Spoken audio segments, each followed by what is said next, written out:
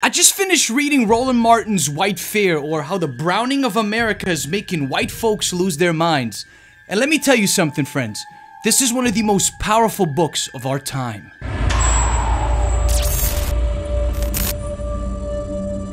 The United States as a whole was founded, built, and established on racism. On the purest level of racism. And I think that's something that every American should understand and acknowledge, especially my melanin deficient friends. This country would be a much better place empathetically. I never thought that a documentative book would expand my mind the way White Fear did. And I gotta say, this is not a sponsored video. I just had this book sent by one of my good friends. I read it and it blew my mind, so I have to share it with y'all. This book just hit me in a way that not many books have, and I've read a lot in college. Now, I've known most of the aspects in this book. It was just never explained to me or put on a table per se, the way Roland Martin did in this book. Now, I am gonna use excerpts from this book to explain what White Fear is and the direction that this country is going in the next 2 decades. A direction that's making white people in the United States horrified. So, what is White Fear? We can take that question in many directions, but I think that there's only one way to explain this. White people are afraid of other races being in power in this country. They don't like anyone that isn't white involved in anything that can systematically change this country. Especially when it's systemic change that is in the better interest for everyone,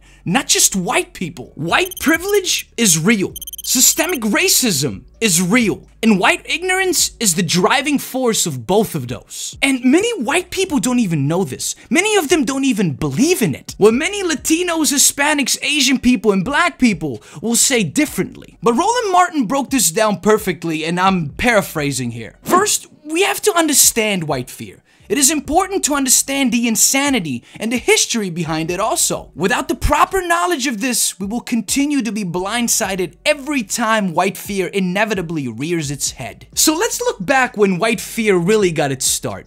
Slavery. The moment slaves were given freedom, the South became furious. January 31st, 1865, slavery was abolished. However, most slaves in those southern states didn't find out until June 19th, 1865, a day also known as Juneteenth. And that's just the beginning. Once black men started being voted into Congress in the South, white people lost their minds even more, especially those down in Mississippi. Dude, once white people started screaming, too many blacks are being voted into Congress, that's gotta stop. White fear started brewing in Mississippi. And guess what? Since 1890, not a single African American has been voted into state office in Mississippi. Since 1890. But wait, there's more. Tulsa, Oklahoma, 1921. White fear embedded its ugly head into the section of the town known as Black Wall Street. Black folks had everything there. It was one of the most prosperous African American communities in the United States. Seeing black people succeed? Well, y'all know that don't fly with white mother. This scared white people so much that they thought black people are gonna start taking over everything and even enslave white people. I wish I was kidding. So you know what those white people did? They burned that whole section down. Burned it down because white fear was flowing through their veins. Central High School, Little Rock, Arkansas, 1957. Just because this high school was integrating 9 black students into their program, white fear emerged and had white people following them on their way to school, screaming at them, throwing racial slurs at them, spitting at them. I wonder whose grandma this is today, if this is even alive. I would love to hear her opinion on this matter nowadays. Then, there was the assassination of Dr. Martin Luther King Jr. in 1968. Black man influencing too many people? Even white people?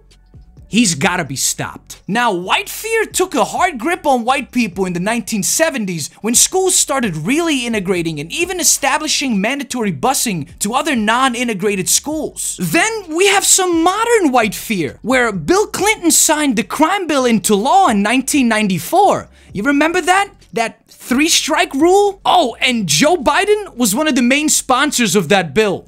Just for your information. The president that we have today has definitely snorted a line or two of white fear himself. Don't get that twisted. Then we have the Shelby County versus Holder verdict of 2013, gutting most of the Voting Rights Act of 1965, and of course, the election of Donald Jessica Trump. We cannot forget that. Now, arguably, this is the most that white fear has ever been televised on national television here in the United States, and possibly has the most impact it ever had on white people expressing white fear. Now, let's make this clear.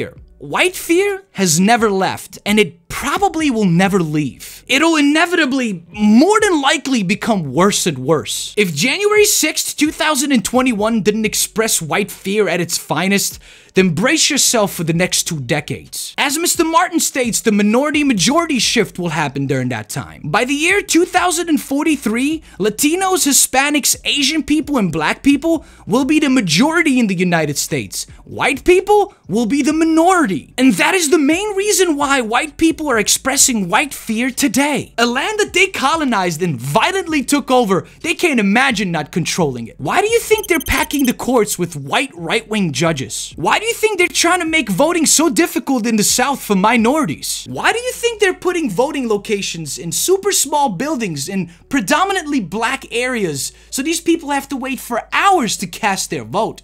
Why do you think that is? Why do you think they haven't fixed the water problem in Jackson, Mississippi and in Flint, Michigan? They don't want to help minorities. They would rather them go away and disappear. That is white fear in its purest form. Now, let's look at the year 2006. A young, inspiring senator decided that he was going to run for the highest office of the land. His name is Barack Hussein Obama, an African-American senator from Illinois. He ran a hell of a campaign and eventually won. We had finally gotten our black president and it felt good. I voted for him twice and I don't regret it one bit. But 8 years of Obama made white people very, very scared. This fueled white Republicans in 2010 to win both chambers of Congress. They could not stand the fact that a black man was running their little white country. So in 2016, they retaliated by putting Donald Jessica Trump into their primaries, him eventually winning the candidacy, which I still believe today that they did not expect, and then winning the whole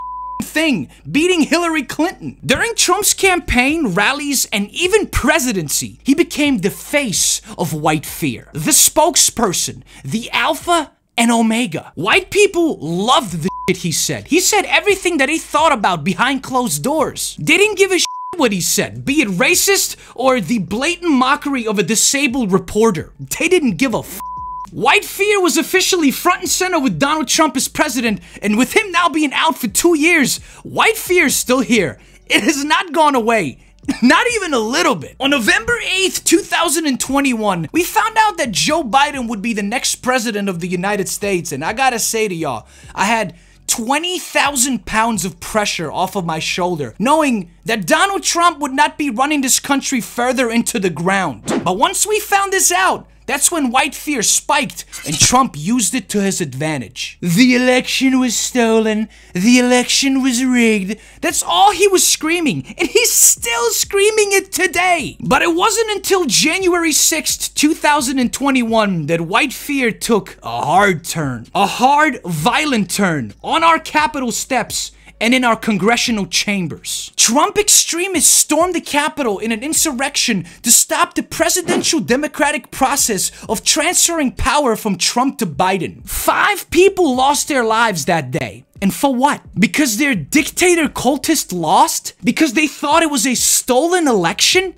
No. It was because of white fear. It was because of white fear fueling all of those things. If white fear wasn't the fuel to this fire, this might have never happened. White fear is always a fuel ready to be ignited. And white people need to finally start understanding and looking in the mirror and asking themselves, how can I help? How can I help to end white fear? How can I encourage myself to be part of a change that is good? A change that is integrating different cultures that we can learn from and even enjoy. White fear and white ignorance is something that I want my white friends and colleagues to understand, that we need to get rid of it. We need to start fighting against it naturally and organically. People are people, and when we realize that we're the same on the inside, this might actually change. Now, here's my question, and I will see you in the comment section. Do you think white fear is real? Comment below, let me know. But if you need more leftist content, then check out that video